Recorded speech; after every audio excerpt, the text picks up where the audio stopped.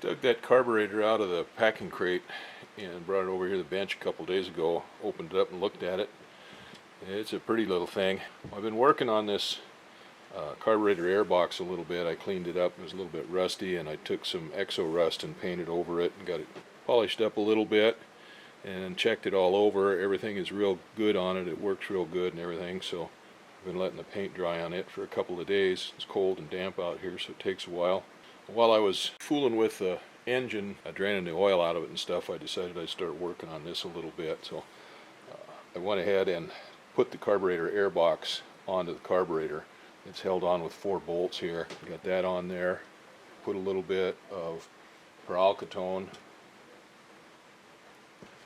for corrosion protection on these bolts. Now what I have to do is I have to get some safety wire and safety lock these bolts in here. Well, they've got holes drilled in the heads of the bolts there crossways, so we'll get safety wire on it.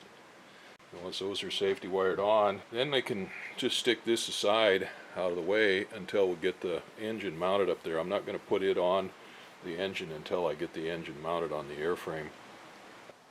When I was in the Air Force, I got stationed at McCord Air Force Base. I got issued a toolbox. That was almost 50 years ago. When I transferred out of McCord and went into the Air National Guard, of course I had to turn that toolbox back in, turn all the tools back in. There were 3 tools out of that toolbox that I kept. I had the best pair of needle nose pliers I've ever had. I had those for years and years and years, and I've never had a pair of needle nose pliers that were better than that or even as good as that. Now I don't know whatever happened to them. I worked on boats and motorcycles and cars and airplanes all the way from North Idaho, Prince William Sound, to Bristol Bay and Norton Sound, and I had those tools in my tool bag the whole time, and I've used them all over the place for that. But somewhere along the line the needle nose pliers disappeared, and I've never been able to find a pair to equal those. Don't know what happened to them, but they could be anywhere. Another tool that I had that I kept that it proved to be real handy were these here. They're forceps or hemostats. We called them sizers in the Air Force, and they were really handy. We used them to pinch onto wiring when we were doing soldering to provide a heat sink against the parts that we were soldering, diodes and resistors and all kinds of parts and stuff to keep the heat from going through, or wiring when we were doing wiring to pinch them onto the wire when we were soldering on the wire to keep the heat from going in and melting the insulation on the wires.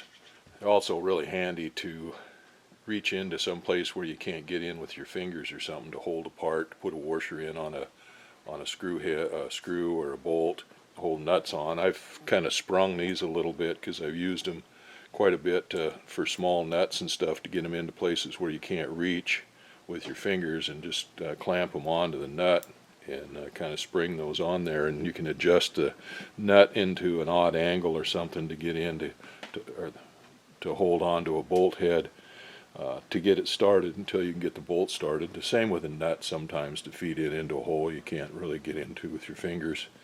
Anyway, they're handy as pants pockets, and that's something that I've kept. I've had all this time, and I've bought 2 or 3 other pair of them since then that I use.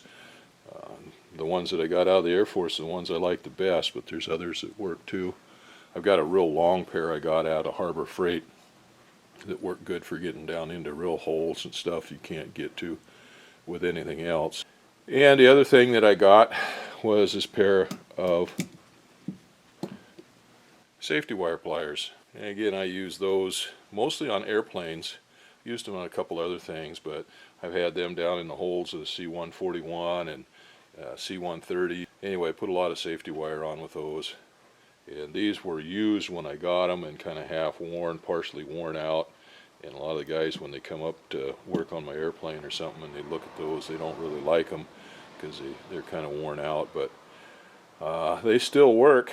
They work for me. My friend, he got a couple of brand new pairs of safety wire pliers that he brought for me and gave to me, and they didn't work very well at all. I wound up, I think I've got them someplace still, but we can use them for fishing anchors as far as I'm concerned, or fishing weights. I'm getting ready to use these here on this carburetor and airbox. These bolts here that hold the carburetor airbox onto the carburetor, the heads of those are drilled and they need to be safety wired, so I'll need to get some safety wire and do that. The object of the safety wire is kind of like a lock washer in a way, only maybe even a little bit more secure than a lock washer.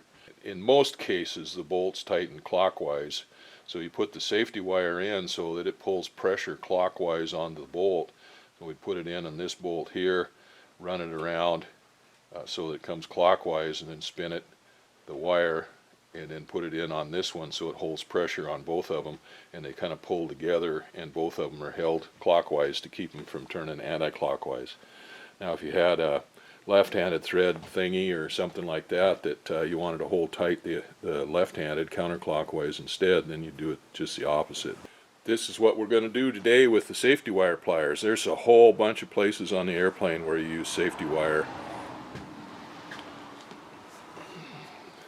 Well, you can see maybe here on the top of this carburetor, this was come from the factory, but here they've got safety wire on and they've got it run through these screws here, all doing the same thing.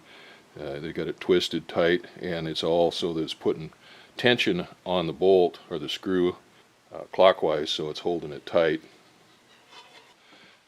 Here we got a bolt, a plug actually, a drain plug for the carburetor bowl, and that's been safety wired on there, and that was done to factory. So that's a little different. They've got some kind of a crimp on end on the safety wire here, but it runs down and does the same thing.